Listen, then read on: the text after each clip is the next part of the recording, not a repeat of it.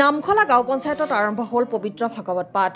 দৰং জিলাৰ অন্যতম নামখলা গাঁও পঞ্চায়তৰ উদ্যোগত আৰু আঞ্চলিক ৰাজ্যৰ সহযোগত নামখলা পঞ্চায়ত প্ৰাংগণত বিশ্ব শান্তি, ঐক্য, সমন্বয় আৰু ভাতৃত্ববোধৰ এনাজৰী শক্তিশালী হোৱাৰ কামনাৰে আজিৰে পৰা আৰম্ভ হৈছে পবিত্ৰ ভাগৱত পাঠ। ভাগৱত পাঠ ব্যাখ্যা কৰে উত্তৰ লখিমপুৰৰ জনপ্ৰিয় পাঠক জগত বনিয়াই। তেওঁক সহযোগ কৰে পদ্মেশ্বৰ বনিয়াই।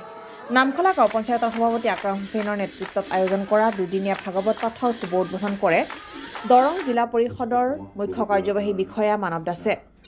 ভাগৱত পাঠৰ শুভাৰম্ভৰ পূৰ্বে পাঠক জগত বনিয়াসহ বিশিষ্ট অভ্যাগতসকলো আয়তী বাপ বান্ধৱসকলে আদৰি আনে নামখলা গাঁও পঞ্চায়তলৈ। North East live today, Khoirabari.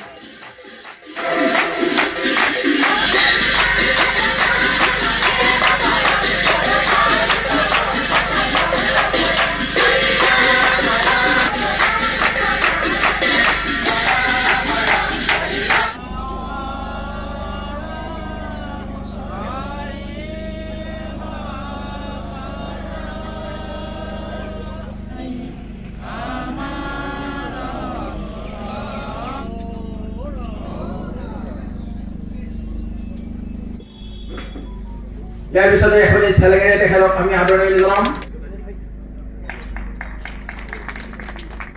অগাধ পণ্ডিত ভাগৱতৰ মূল প্ৰয়াস কৰিছে, সেইকাৰণে মই আহিম বুলি ক'লো।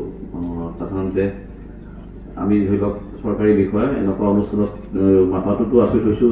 সকলো ৰাইজকে মোৰ ভক্তিপূৰ্ণ নমস্কাৰ দিছোঁ আৰু এই মনোজ্ঞ অনুষ্ঠানটো আজিৰ পৰা আৰম্ভণি হোৱা বুলি মই আনুষ্ঠানিকভাৱে ঘোষণা কৰিলোঁ। কৃষ্ণ বিশ্ব শান্তি, যে শান্তি আহিব লাগিলে পৃথিৱীত এটাই উপায় আছে, ধৰ্মত থাকিলে শান্তি আহিব বুলি আমাৰ এটা মনোবিশ্বাসে নহয়, এইটো আমি ভবাৰ কাৰণে আমাৰ নামখলা অঞ্চলত আমি ভাগৱত পাঠ অনুষ্ঠান কৰিছোঁ। ইয়াতে আমি বিভিন্ন জাতি ধৰ্মৰ মানুহ আছে। ইয়াতে আমাৰ যিটো কুসংস্কাৰ বা যিটো পৰম্পৰা, ইয়াক লৈ আমাৰ মানুহে যিটো বিশ্বাস কৰে, সেই বিশ্বাসটো ভাগৱতে নাইকিয়া কৰিব বুলি ভাবি আমি এটা ধাৰণা কৰিছোঁ, যি আমাৰ মানুহৰ ভাতৃত্ববোধটো আমাৰ মজবুত হ'ব।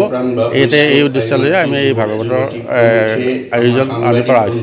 এইটো কথা নহয় যে মানে এইটো ভাগৱতখনটো অকল সনাতন ধৰ্মীয় মানুহৰে নহয়, এইখন মানৱ জাতিৰ কাৰণে হয়।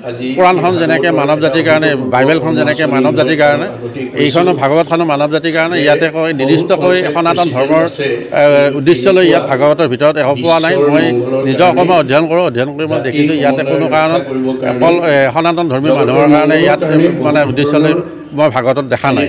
সেইকাৰণে মই ভাবিছোঁ যে অল মানৱ জাতিৰ কাৰণে এইখন যিহেতু, সেইকাৰণেই মই ইছলাম ধৰ্মীয় মানুহ হ'লেও মই এইখন ধৰ্মগ্ৰন্থ শ্ৰদ্ধা কৰোঁ, ভক্তি কৰোঁ আৰু ইয়াৰ পৰাই পৃথিৱীত শান্তি আহিব বুলি মোৰ এটা আত্মবিশ্বাস আছে।